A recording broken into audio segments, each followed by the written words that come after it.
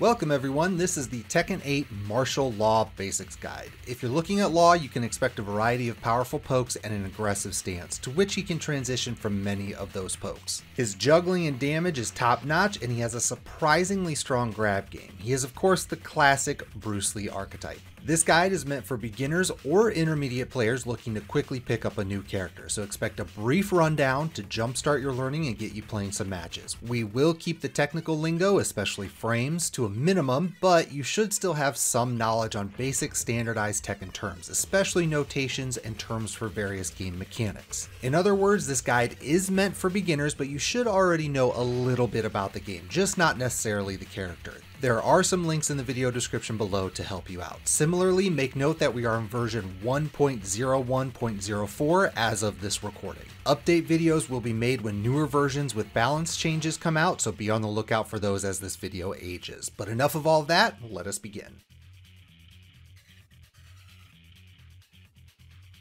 For Law, it all starts with the jabs. He has a bunch of string variants, but the important ones, at least for offense, are 1-2-2, 1-2-3, and 2-2. They're good because they all end with a safe mid, so even if the jabs get ducked, the mid operates as cover and potential for some counter damage. On top of that, if the jabs themselves happen to hit counter hit, it guarantees the mid anyway. In fact, the entirety of 1-2-2-2 is guaranteed if any of it hits counter hit. So if that first jab lands as a counter hit, that's a breezy 40 damage for an otherwise safe poke string. Similarly, 1-2-2 and 2-2 are important because that mid extends crazy far, so even if the jabs whiff at longer ranges, that mid can still check opponent movements and buttons. That string also has a powerful mid ender that, once again, is guaranteed if the mid poke lands counter hit. So he can be immensely annoying with just those jab strings. Quick honorable mention to 1-1-1, it's a new string to Tekken 8, it's a heat engager, and it can splat, but it's not safe on block and it's a combo and counter hit only, so you have to be pretty confident it's going to connect. Moving on, the lows. His best low is down back 3, as it has been for a long time now. Very quick, solid damage, solid range, hits grounded, and gives advantage on hit, even more so on counter hit. It's incredibly annoying, so use it a lot. However, you have a few beefier lows to mix in with it. Down 4-3 is riskier, but even faster and does slightly more damage. Sidestep 3 hits really hard and auto transitions to his DSS stance, which we'll talk about in a moment. And then you have the main knockdown low threat with his slide, which now has a bunch of easy transitions. Now, in order to use lows, you obviously have to have some strong mids. Sidestep 3 probably has the easiest mix-up situation because you have options built in with Sidestep 2 and Sidestep 3+4. Sidestep 2 is the safe option, whereas Sidestep 3+4 is a little riskier but gives you a full combo in return. Beyond that, down forward 1, much like down back 3, is going to be your workhorse mid. It's a very quick, safe poke that allows you to keep up pressure on either hit or block. Down forward 4 works in that same manner, the difference being that you get more range in exchange for more disadvantage on block, although it's still safe. Back 4 is another good one, still very quick, has homing, has good range, and still safe, although you will have to use the risky string ender occasionally to steal back turns now and then. A heavier mid is up forward 3, safe jumping attack this time, also a heat engager. Forward 3-1 is another good one, safe, excellent range, and can go to DSS with advantage on block. When things slow down a little bit, you have running 3, a classic running jump mid, gives a knockdown or splat on hit, and sizable advantage on block.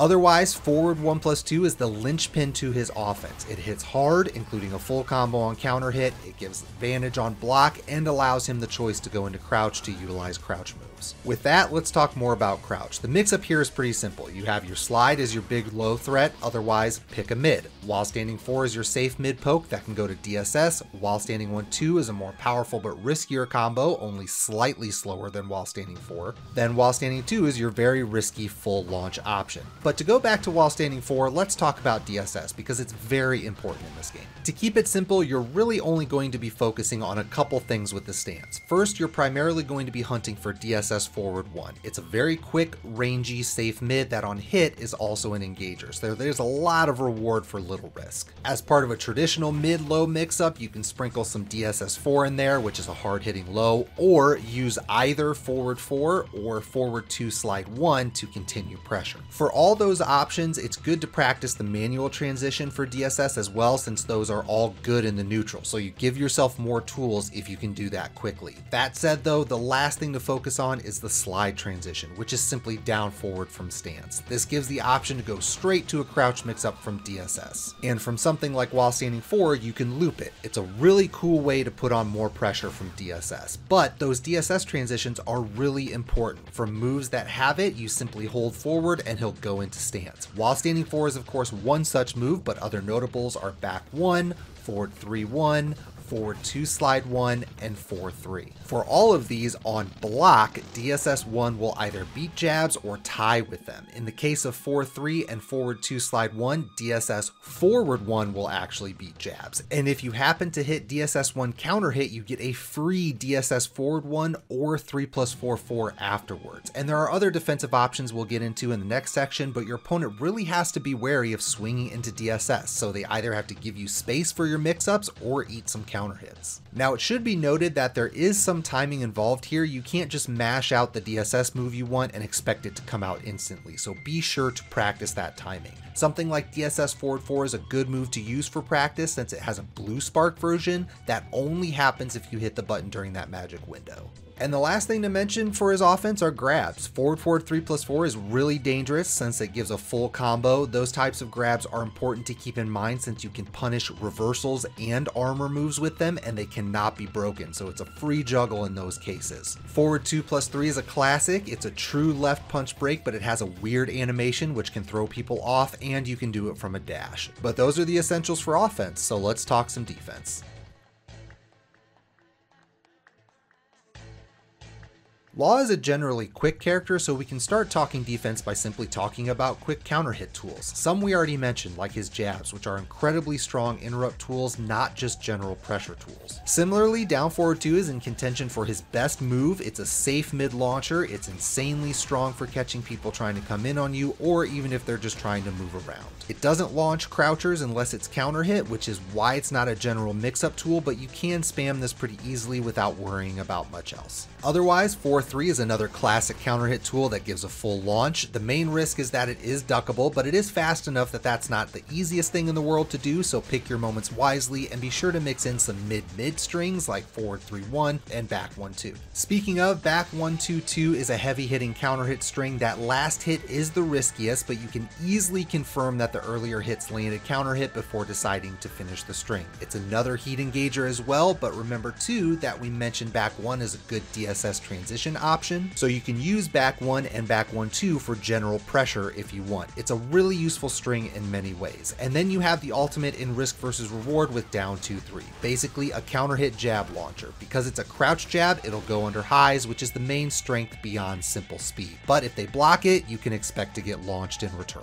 Speaking of crushes though, make note of his hop kick, pretty standard traditional quick jumping launcher, not safe but yields a launch in return. For crouching, if you'd rather not take the risk of down 2-3, you can do something like down 1-3. You can also simply duck and use one of your powerful crouch options. Honorable mention to down forward 3, not much reward out in the open, but crazy good reward at the wall, so keep it in mind for opponents that like to jab out of pressure. Beyond typical interrupts, you do have a couple of parry options. Back 2+4 is a punch parry. If your meter is active, this will actually give you back some meter on a successful parry. Back 1+3 is the more traditional punch and kick parry. On success, tap forward to go into DSS, then you can hit DSS 1, forward 1, or 3+4-4. Just remember, timing is strict, so be sure to practice that. Both of those parries can be done in DSS as well. 3+4-4, by the way, is in general one of his best punishers. It has crazy range, hits really hard, it's very fast, and as we just showed, you can also do it from DSS. Otherwise, either block or whiff punishing, you'll stick to stuff we already mentioned, like 1-1-2, 4-3, or the quicker 3-4, down forward 2, and so on. Same deal for crouching, in particular while standing 1-2. Most of these can go to DSS as well, so you get a punish plus stance pressure. Otherwise, the last defensive item to talk about are the armor moves. Back 1+2 is mid and does a nice chunk of damage. Forward 3, which can also be done from DSS, is probably the go-to right now since it's not super punishable, but it's long range and it's an engager. It also gives you another counter option from DSS. The only other armor move is of course the heat burst that everyone has, but that pretty much covers it. So now let's talk about all the other little stuff we haven't mentioned yet.